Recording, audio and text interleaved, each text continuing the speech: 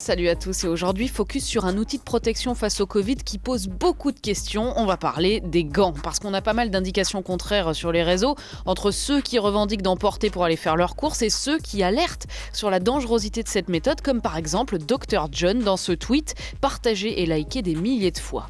Merci de ne pas porter de gants. Il est nettement préférable de laver vos mains après chaque action ou entre chaque lieu. Et effectivement, tous les professionnels en milieu hospitalier le disent, contrairement au port du masque, porter des gants pour se protéger est une fausse bonne idée.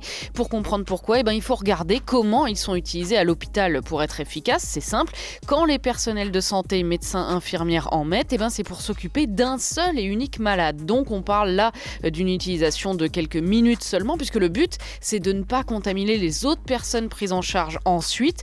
Contrairement aux masques qu'on peut garder plusieurs heures, les gants doivent être jetés tout de suite. C'est ce qui se fait à l'hôpital pour ne pas transporter l'éventuelle contamination dans les couloirs, dans d'autres services ou se contaminer soi-même, tout simplement, puisque c'est l'autre danger du port des gants sur la durée, toucher son visage ou son masque avec des gants contaminés, comme l'explique Jérôme Salomon, le directeur général de la santé. On se touche le visage avec les mains environ 60 fois par heure, c'est-à-dire une fois par minute. Et donc si on a des gants contaminés, on se touche immédiatement le visage et on se contamine immédiatement. Donc le port de gants peut être faussement protecteur. Et ça veut dire que ce geste qui est anodin, qu'on réalise même pas, peut saboter tout le travail fait par le masque si vous déposez du virus dessus en le frôlant.